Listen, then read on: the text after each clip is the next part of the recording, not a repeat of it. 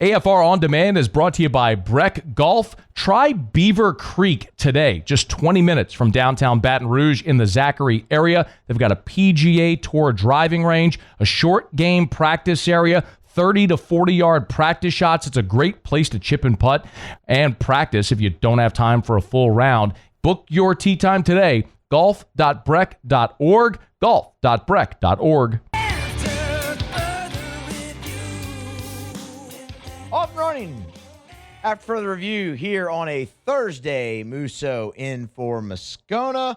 We got Luke Foster. We got Paul O'Neill along for the ride, and we're fired up to have you along for the ride here on today's show. Big 3 hours planned here on AFR. A couple of really interesting nuggets to get into with the New Orleans Saints. Just how do the Saints' additions on offense grade out against the rest of the league? We'll talk about that. Tyler Shuck was on Chris Long's podcast and raved about his receivers, so we will get into all of that as well. Joe Doyle will be here with us in about 14 or so minutes to preview the MLB draft from an LSU signee really perspective. I mean, I think we kind of know what's going to happen with the guys on the current roster. Might ask him about it a little bit there, but mainly focus there in on the signees. So we just, we have a ton to do here on this show and fired up to get started with it all. So let us start as we begin every day. It's time to pop the top on another edition of AFR with Bud Light. Drink easy. Let us start as we do every day. That's what I was going for there, and then I tripped over my words. All right. So, earlier today over at LouisianaSports.net, the vacationing Matt Moscona got a hold of a letter from the Tiger Athletic Foundation that was sent out to the top 40 LSU athletics donors. The letter was an invitation to those 40 donors to be present at the governor's mansion next month for a presentation led by LSU president Wade Roos about the financial future of the LSU athletic department, because as we know, they've been spending a lot of money when it comes to buyouts and contracts, especially over the last 6 plus months. The LSU is on the hook for more than $70 million when it comes to dead money. When you look at Brian Kelly's contract, Matt McMahon, Scott Woodward, the buyout you had to help pay to get Lane Kiffin in town, all of that. Like it's a lot. You add on top of that revenue sharing with student athletes, which, by the way, that number increases every single year. Like it started at $20.5 million. It goes up like a salary cap, would in a sense, NIL. And you look at it and you go, man, can this be sustainable? So here comes this presentation, and they were very clear. They were very clear in the letter sent out to the donors that this is not a fundraiser. It's not an ask for money. It is to present this information on what the letter calls, quote, an alternative revenue-generating opportunity for LSU athletics that is first of its kind nationally and could quite possibly change the future of college sports in America, end quote. So, a couple things there, and then kind of get into what this what this presentation might entail. When I hear LSU's athletic department talking about a first of its kind revenue opportunity, I believe them. Like, you can take that to the bank, okay? Because let's go back to the Woodside Energy deal. LSU was the first school to get a jersey patch deal like that done and announce it publicly. They worked on that for a long time, were well ahead of the curve there, and got it done before anybody. And now you're seeing more and more. Wisconsin's got a patch on their uniform. Kansas just announced one on Wednesday. Arkansas, like a bunch of schools followed, and a bunch more will continue. But LSU is at the forefront of that. That was first of its kind. So they've already proven they can do this. earlier today as well, Sponsor United released a lengthy report on sponsorship revenue in college athletics for the 2025-2026 athletic calendar. For what it's worth, Power 4 sponsorship revenue alone topped $1 billion for the first time. And then LSU, to again show they're out in front in this whole revenue generation process, LSU was one of just 4 teams that cleared $30 million in sponsor revenue. The report at Sponsor United notes that rivals mid-tier professional teams. The other 3 programs in college athletics to do that were Texas, Ohio State, and Georgia.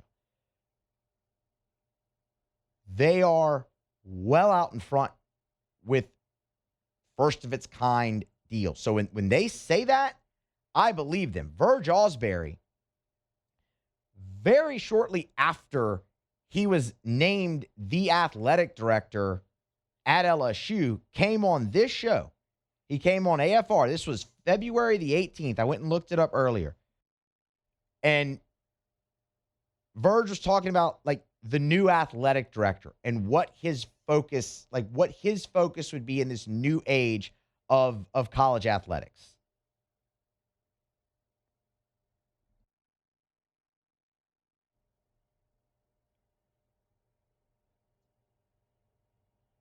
Now, we were advanced on the way, when they did the Nike contract, we were advanced in this year. We've been working with Woodside Energy, a great company. We've been working with them for a period of time on getting this done. And we just thought it was a great idea and a great deal. And those are things that now as a new AD, you got to think outside the box. You can't wait for them to give you permission. You have to say, okay, what's the next? Where in athletics do we generate new revenue? With this, the NIL, the rev sharing, buyouts, and things of that nature, you just have to be advanced in it. You don't wait for permission. You go and do it. It's all about revenue generating. Back in February, Verge Ausberry saying that. That's in conjunction with him being officially named the AD. The Woodside Energy deal, you heard him say that. You have to be advanced. And they've done that. And this invitation to the top 40 donors for a presentation is another instance for LSU to show, okay, we're ahead and we're looking at something else for a first of its kind. So what might this entail? What is Wade Roos presenting here? Well, when you look at Wade Roos's background before he got into education, it was in finance and economics and the private equity sector and all of those areas. So it makes sense that he's kind of the perfect guy to lead a presentation like this. And yes, notice private equity was in there. And I think it's safe to assume, I'm assuming here, let me be clear, I'm assuming here, but I think it's pretty safe to assume that private equity will probably be mentioned in this presentation as an option. And I understand that's going to turn a lot of people off. Like, I get that. I'm not crazy about that myself. But you also do have to understand that that's the direction that college athletics and college football in particular are heading.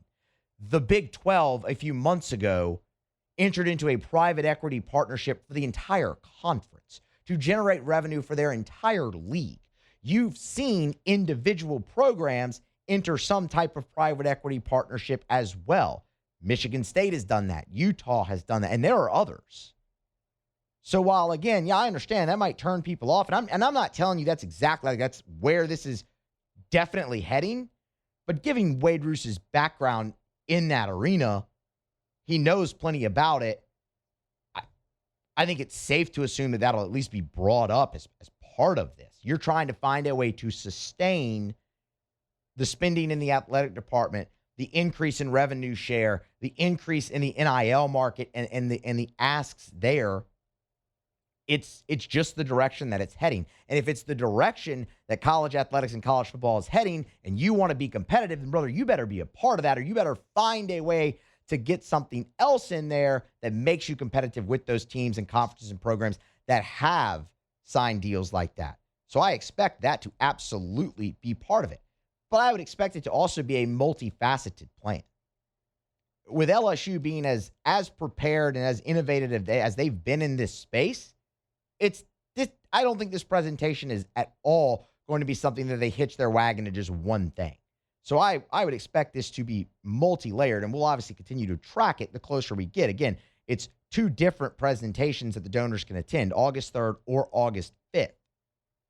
So we still have a ways to go with this. The other interesting thing that I think is going to be a part of this is a vision that Wade Roos has that he spoke to Piper Hutchinson at the Louisiana Illuminator about. He went on a podcast, the Light Switch, and he talked about one instance in particular, why it's so important to him for athletics to increase their revenue. I don't think the whole idea of athletics and education should be separate. I also believe that we should be running surpluses in athletics that help to pay for the academic side of the house. We're going to get back to doing that. We used to do that years and years and years ago, and we're going to get back to doing that. It's going to take a little time as we put parameters and our cost of efficient measures in place. But my goal, you can quote me on this, my goal is that we get back to the days where our athletic department is transferring positive balances back into the academic side. That helps with the culture on a flagship campus. I think it's very important. He said that back in May. That podcast dropped back in May. It certainly sounds like he has a plan.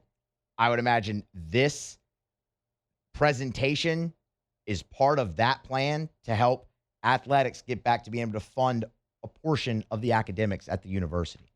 They seem like they are very well moving all in the same direction over there at LSU, and this is just the next step. And as Verge Osbury has said, as Wade Roos has said, they want athletics to be the front door of the university. Well, you need a lot more money to sustain that. And this is their next step in hopefully being able to reach some sort of deal, fundraising, all of that. It'll take place August 3rd and August 5th at the Governor's Mansion. We'll obviously keep you updated as we get closer and closer to that. All right, we're going to grab a break. We'll come back on the other side. MLB Draft, rounds 1 through 4, Saturday, 5 through 20, Sunday. It takes up the whole weekend. Joe Doyle from Overslot. He's here to preview it all next on AFR. AFR.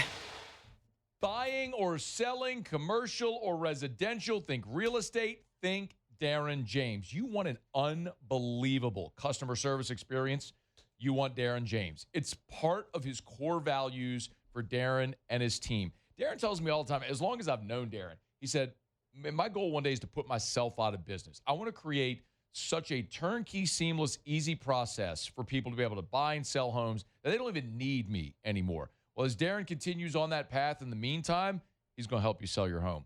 So if you need to sell your home, you want a realtor that quite literally sells more homes than anyone, you want Darren James. Last year, Wall Street Journal is listed the top 1% of realtors in America, Darren James. So need to sell your home fast for the most amount of money, you need Darren James.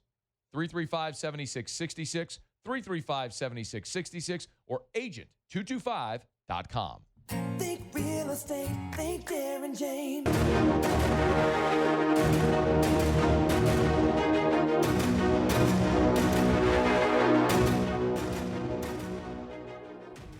All right, welcome back in after further review here on a Thursday edition of the show. Musso in for Moscona.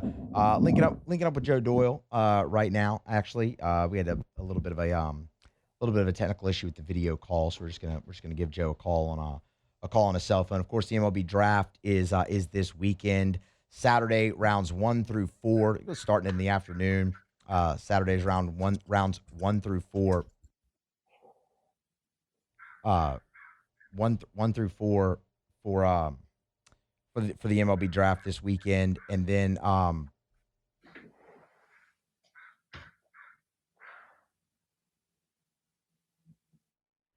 sorry about that. Rounds 1 through 4 of the draft Saturday, rounds 5 through 20 of the draft on Sunday. So, we talk about it all the time. Those first 10 rounds of the draft, that's where your slot values are. That's where if you see a guy get taken and the name is called, it's a safe bet that he can. It's a safe bet that that guy's going to that he's going to sign. I mean, he's agreed if that's the case. So there's plenty to look forward to. I mean, I think we know what we're going to get from the LSU current roster. Like Derek Coryell, the rumor there is he's going to be taken by the Rockies at number 10. Like that is the rumored pick. If that's the case, I mean, Derek Coryell is going to sign. I think we all understood that coming into this year, and after the year he had that was going to happen. Jake Brown going to be a day one pick as well, probably somewhere in those compensation rounds or into the second round. So, I mean, he'll obviously move on. It's been widely expected that Devin Sheeran and Santiago Garcia also would sign, and as well as Gavin Guidry. I mean, Gavin Guidry sat in this studio and talked about wanting to sign a pro contract. If that opportunity presented itself to him, that it might just be time to go. So I mean, I think we kind of all know there. It's really the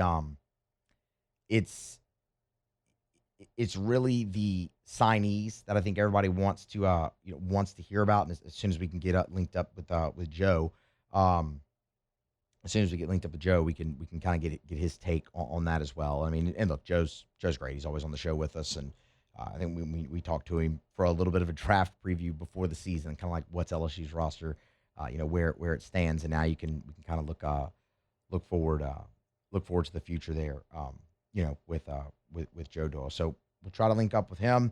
Let's see. No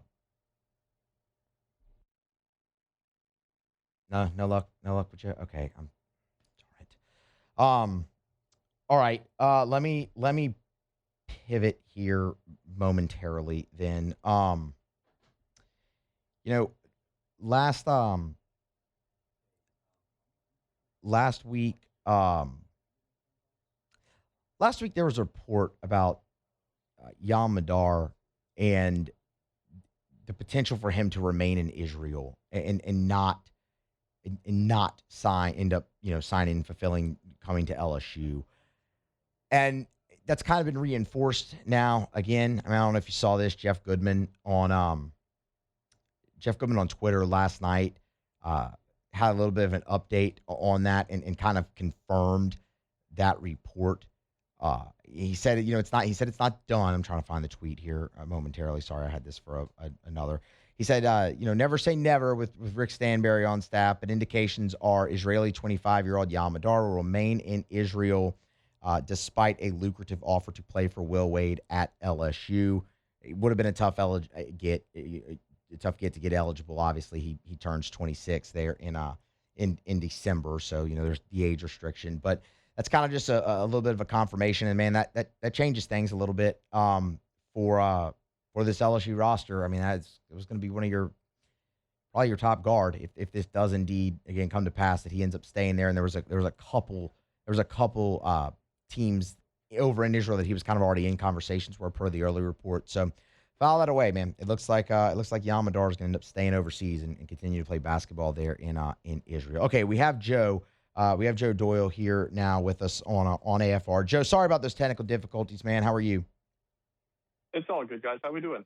We're doing great, man. Exciting time, MLB draft. I mean, I think we have you on just about every year this week of the calendar with the draft right around the corner. I think we kind of know what's going to happen with the current roster for LSU baseball, so I really wanted to focus in on the signees with you, Joe.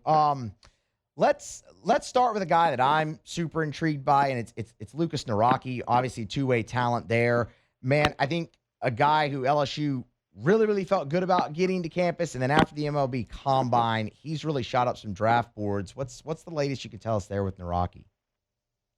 Yeah, I think Naraki is probably being targeted by teams that are interested in him as an outfielder. The bat was hidden real nicely all spring. There was 6 to 8 teams that turned him in as a bat. And then he went to the Combine, and the hidden gem, the secret, was out. One of the better batting practices displays that we saw out there. He really, I've been saying it since February, he really reminds me of Cole Calhoun. He's just a professional hitter. And, to have a fallback plan of, an eighth inning left-handed reliever that can spin a 3,300 RPM breaking ball and throw 96 on the left side, not bad. So I think it's a 50-50 toss-up right now. I think there's enough teams that didn't turn him in as a bat that won't be comfortable handing him, $1.5 million to go in the third or fourth round. But those teams that did circle him as an offensive threat, certainly lurking. Another arm that's interesting to me as well is Colton Brady. And just because, I mean, Joe, I've seen him in mock drafts. I've also seen him outside the top 200 or inside the top 150. He's kind of just everywhere. I know that's somebody they would absolutely love to get to campus. What's the latest there with him, just because he is kind of all over the place in projection there? Yeah, I mean, the thing about Brady is he's 17 and a half. Like, he's very, very young. He'll be draft eligible again if he makes it to Baton Rouge as a 20-and-a-half-year-old in 2029. He could play a fourth year for LSU, and he'd still be 21 and a half, still be age advantaged in 2030. There's going to be model teams that look at the stuff from the right side and the advanced breaking ball and the stripes and, the age, and they're going to go, this is an excellent project. This is as good a clay as you can find, assuming that you think there's another tick or two in there. I still think, at least from this chair, that he's going to end up on campus. The high school right-handed pitcher is not a popular demographic in war rooms, and we generally don't see a ton of them go, especially the expensive ones go. So if I were a betting man, I would think today he makes it to campus, but it only takes one team. Yeah, boy, we hear that a lot when it comes to the MLB draft every year. It only takes one team. All right, well, one more or a couple more right-handed pitchers. I mean, I assume it might follow the same way, but Cooper Sides, kind of the same thing there as a guy like as a right-handed arm, but kind of all over the place in some projections. Is that another one that LSU should feel pretty good about? Yeah, I've been talking to some folks over the last 24 hours, and I think Cooper Sides is going to end up on campus. I've been talking to people closer to that situation, and it sounds like he's got a pretty big bonus demand, and he's really excited to end up in Baton Rouge. So I would almost put the odds right now at like an 85% chance that he makes it to campus, and he's also one of those types of arms like William Schmidt where you might even see his name kind of come off of the board before the picks start flying in. What about Colby Stringer? See, Colby Stringer is a tough one because most of the area scouts down there, I believe it was Mississippi, didn't really know Colby Stringer until, late March, early April, kind of pops on, touches 93, touches 96. His velocity was kind of all over the place this spring. I'm still not sure he's got a changeup and can move the ball to the arm side. It's mostly fastball, cutter, curveball. It's kind of a relief profile risk in my eyes right now. But because there wasn't enough scouts that saw him enough times, as a junior and as a senior, I think he also ends up on campus. Let's flip over to some of the position players, if we could. We talked about Lucas Naraki right off the top, MLB Combine show that he put on. Dominic Santarelli did the exact same thing. And, I mean, exit velo after exit velo after exit velo well over 100 miles per hour. I mean, I kind of look at that guy. I'm like, all right, well, Jared Jones did that at the Combine. He showed up at LSU. Mason Braun did that at the Combine. He showed up at LSU. Any chance Dominic Santarelli follows in those footsteps and shows up at LSU? I think it's a coin flip, and I think it's as true a coin flip as can be. My understanding is Santarelli has a pretty handsome package to end up in Baton Rouge. I think he's a marketable player. He's a player that can step in right away and can compete for immediate playing time at LSU. And because of that, he should have a high bonus demand. And we're talking $3.5 million to get him to go away from Baton Rouge. And here's the thing about scouting in general. Santarelli, despite looking like Brian Urlacher, he still profiles as like a right fielder and maybe a first baseman. And the demographic of a corner profile out of the high school ranks in the draft is just not a super popular one with scouts. But I've never seen anyone that looks like Dominic Santarelli at the Combine. I've never seen anyone that looks like Dominic Santarelli covering high school baseball for 11 or 12 years. He really is a freak show, and if there was an outlier, a guy that commands the type of money that he's commanding, I mean, he looks the part. I would not be surprised if he goes pro, but it's going to take a pretty penny. Yeah, 6'2", 230 in high school, a senior in high school. You don't, especially on the baseball diamond, you don't see that very often. Normally, those guys are on the gridiron more often than not. I mean, I know that would bring a smile to a lot of LSU fans' faces and just about everybody in the building over there if Dominic Santarelli gets through the draft. I have a couple more for you. I want to be respectful of your time. We're talking with Joe Doyle. You can get him on Twitter at Joe Doyle, MILB. Of course, overslot.com does great work over there. Joe, the shortstop position, really just the middle infield position, it's taken care of this year with Milam coming back, but in the future, LSU might need some help there. They've got 3 in this class: Parker Lowe, Jordan Martinez, and Luke Tucker. Odds those guys show up? I think all of them are going to show up. Okay. I think the issue with 2 of those is I think Parker Lowe and Luke Tucker are both going to be third base / right field types.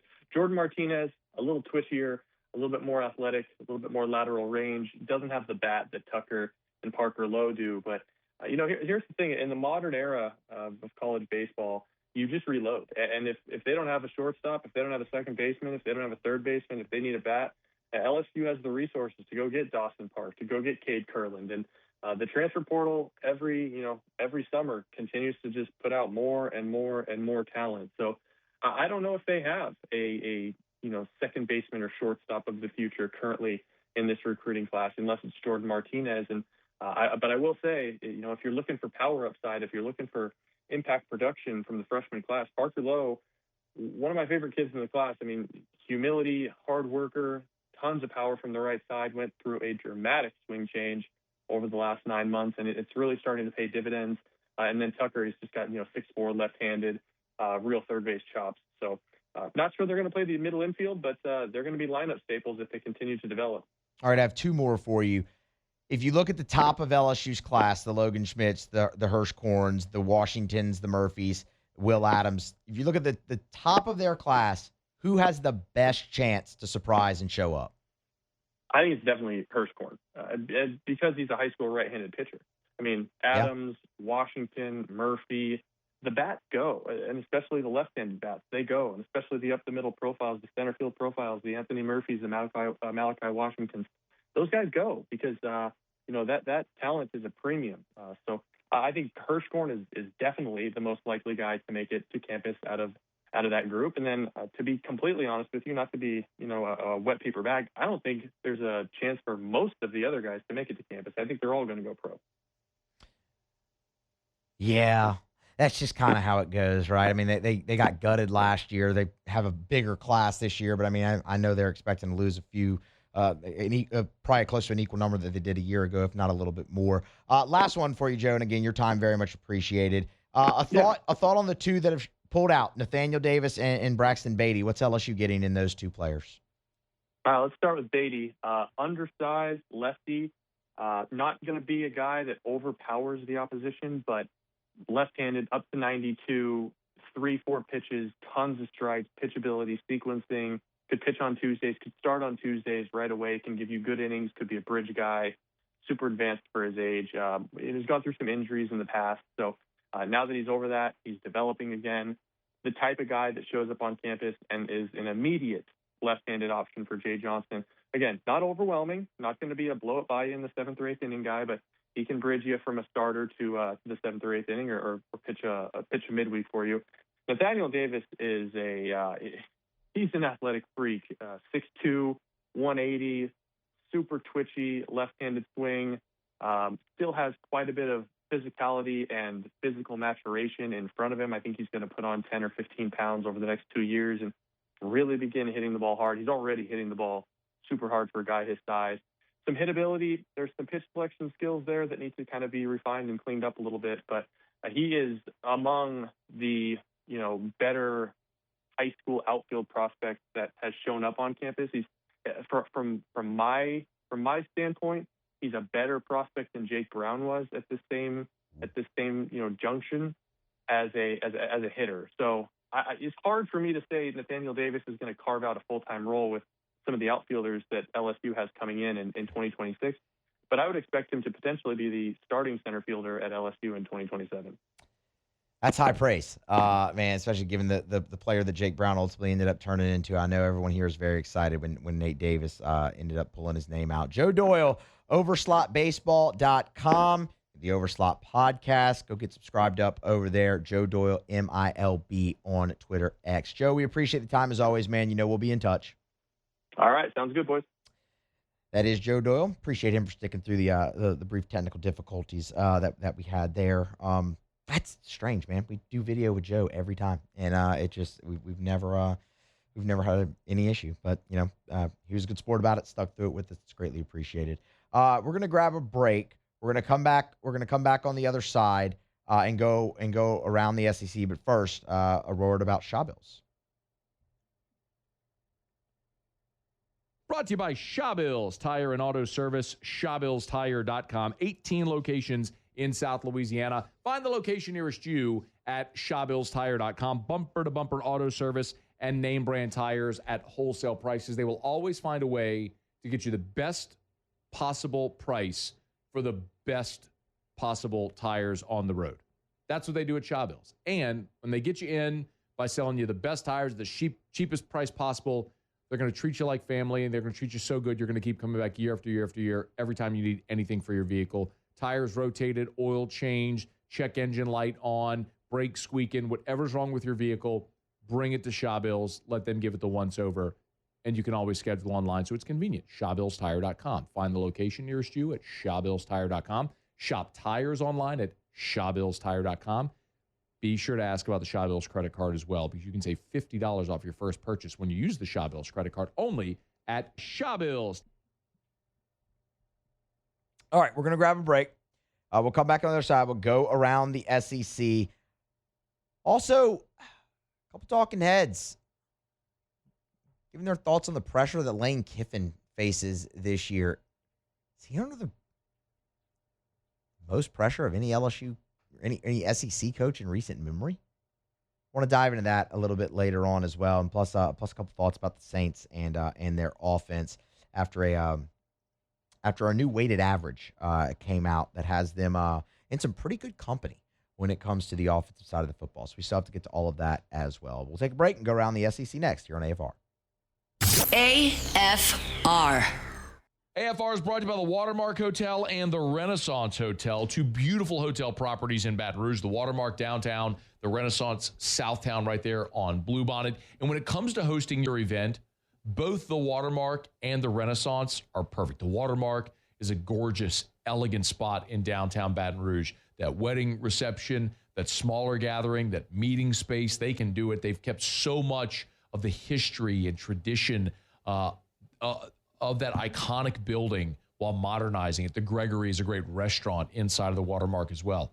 And then, of course, the Renaissance Hotel, Southtown, right there on Bluebonnet in Baton Rouge. It's more modern. It's a gorgeous, gorgeous hotel property at the Renaissance Hotel where they have meeting space that can accommodate up to 500 people, 7,000 square foot of meeting space, perfectly located right off of Bluebonnet and I-10.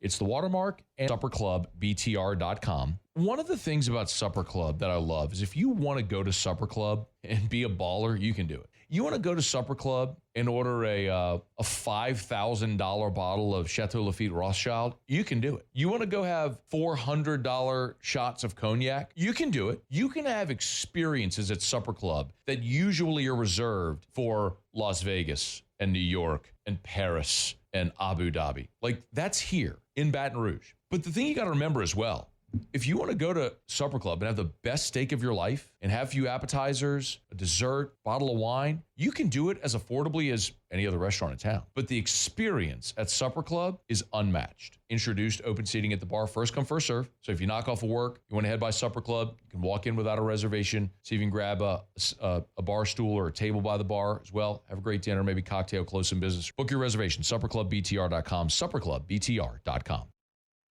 After further review with Matt Moscona.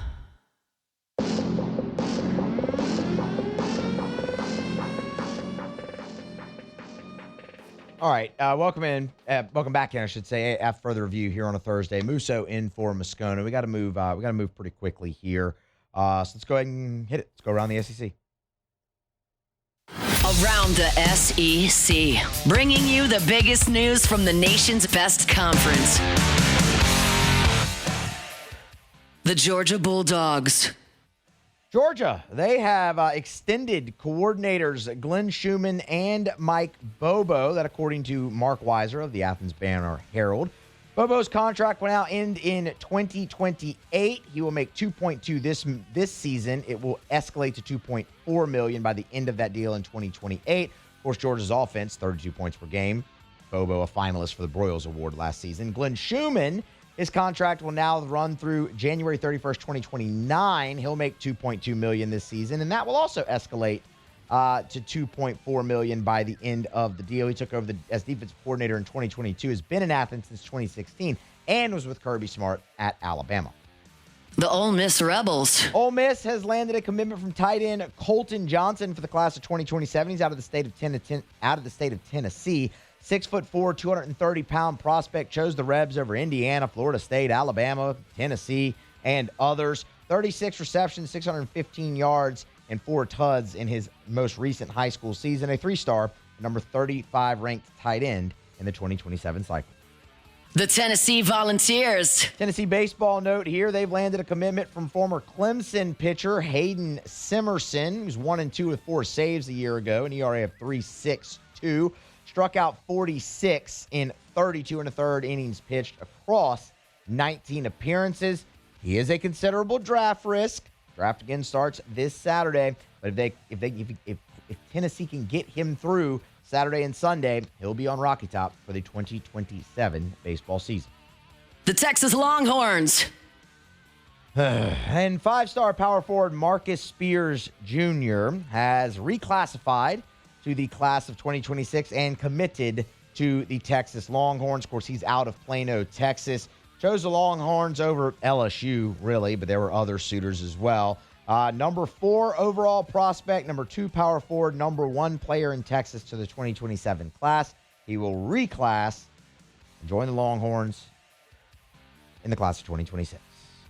There you have it. That is around the SEC here on a Thursday edition of AFR. I have some thoughts that I want to get to about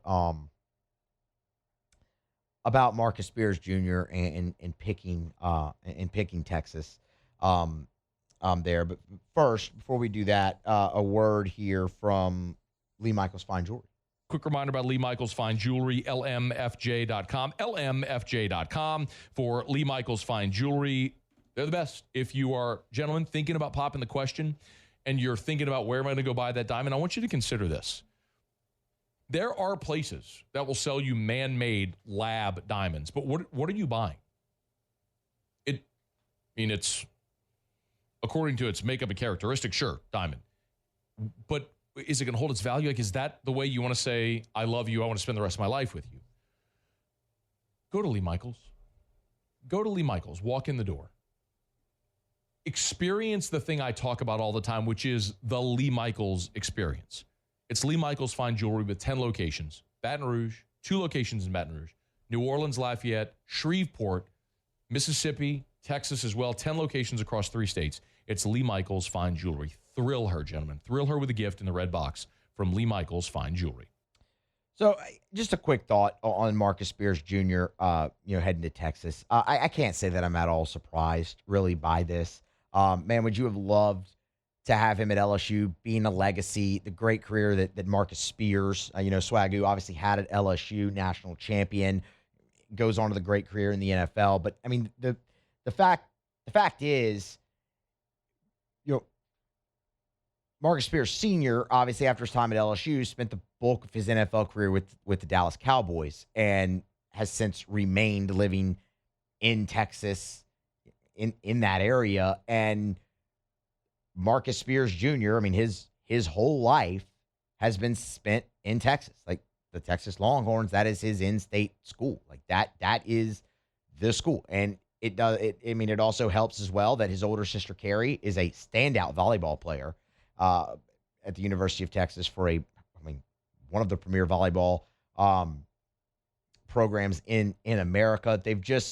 They've been around that program as a family for a very long time, and that's really what Marcus Spears Jr. grew up around. Again, it's a bummer. It's tough for LSU, but I can't say I'm all that surprised that that's the way it went. It's even more of a bummer for LSU because you're going to have to face him. You'll play Texas in basketball, so that's that part of it stinks. But it is what it is. Marcus Spears, he will always have a legacy at LSU, no matter what his kids do. And I think it's great, honestly, that he's allowing his kids to form their own legacy. And that takes them to the University of Texas. And again, yeah, man, that's a bummer. But I can't say that I'm all that surprised that that's the way it took. But it is what it is. I mean, you trust in Will Wade. He'll put together a really good recruiting class in 2027, obviously, and they'll be competitive as long as Will's here. He's going to win, and they'll be pretty competitive. So it is definitely a bummer, but again, I just can't say all that's surprising. So Marcus Spears Jr. He is reclassified, and he will play his college basketball at Texas. I guess the good news is it's going to only be for 1 year, because him and his family, I mean, I believe Marcus Spears Sr. has even said this, that wherever he went, it was 1 year into the league. So you only have to face him one season. So, I mean, that's, I guess there's a silver lining now. That's it. All right, we'll grab a break. We'll come back on the other side. Close out hour number 1. It's next here on AFR. After further review. DuplessisPools.com, DuplessisPools.com, DuplessisPools.com. Go to DuplessisPools.com and start building your dream pool today. DuplessisPools.com. Hat tip to my friend Derek Duplessis and the great staff, as for the second consecutive year, Duplessis Pools was named a top 50 pool builder in America by Pool and Spa Magazine. As a matter of fact, Duplessis Pools was the only pool builder in the state of Louisiana to receive that honor. DuplessisPools.com is the website, DuplessisPools.com. Yesterday was awesome. Me, Erica, Drew spent part of our Sunday cooling off in the pool. Might have had a cold Bud Light or two. It's a great way to spend those summer days. Great way to have parties, showpiece. That dream can be your reality as well. But start at DuplessisPools.com. You can design your pool online. You can finance it online. Pay for it right now. It's DuplessisPools.com. Check them out online. It's DuplessisPools.com. I don't know if you saw this, but there were 15 athletes suing the NCAA in an Ohio court for eligibility based off the new age-based eligibility rules, right? Like the 5 years to play 5. Deal and whatnot, given the age and all of that. That injunction has been granted. So as of now, those 15 athletes are eligible to play basketball. We're talking college basketball here, which I have a point to this that I kind of want to get to. The other half of this is the NCAA is pissed, as they are and would be, because they lose every time they go to court with preliminary injunctions. They've called the court decision wrong. Did that within minutes, and I've already are seeking an immediate stay on this injunction to try to get it appealed and overturned and all of that stuff.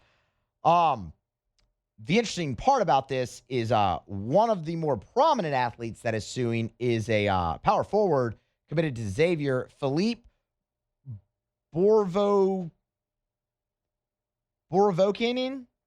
He's from Serbia. So this is an international player in basketball from Serbia who wasn't going to be eligible under the age-based eligibility rules and now is granted this preliminary injunction. Obviously, I bring that up because, well, it doesn't look like you might not get Yam Madar to LSU anyway. We talked about that earlier. He looks like he's trending to staying overseas and playing in Israel again professionally. But he would have kind of fallen in under this on top of his military service. This might be an issue, a sign where, man, you probably could have gotten him eligible. Whether that's right, wrong, or indifferent, I'm not here to really have that conversation. But it looks like you could have succeeded there if he ends up coming. The other part of that is just, anybody going to cry and complain about Xavier with their international player with an injunction, getting him eligible with the age base? Like, everybody was crying and complaining and whining about Will Wade trying to do the same thing. Again, right, wrong, or indifferent. That's not the conversation. I have my opinion on that. I think there really does need to be hard, fast eligibility standards with professional players and age and all that stuff. Like, that's where I stand on it. But that's not the conversation we're having. The conversation is, hey, Xavier just did it. Did you know Xavier had this guy committed? I had no idea because no one cared and no one complained about it and no one cried about it and no one whined about it. The NCAA will get their stay. They'll do their appeal.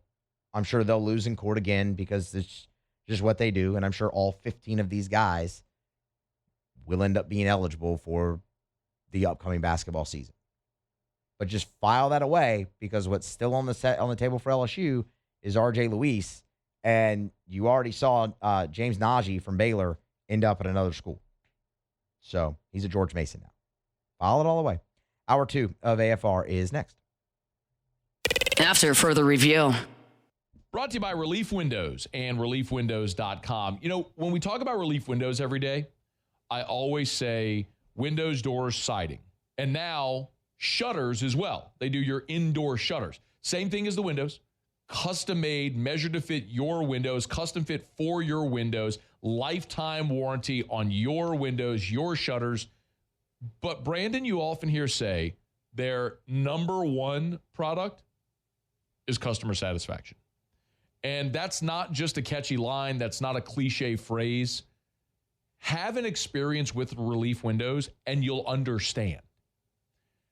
They go to the ends of the earth to make sure their customers are thrilled with the work they do. As a matter of fact, Relief Windows never takes $1 from you. You will not, no deposit, no down payment. They take all the risk. They will not take $1 until you're thrilled with the work they do. Who else does that? Only Relief Windows. Check them out online at reliefwindows.com.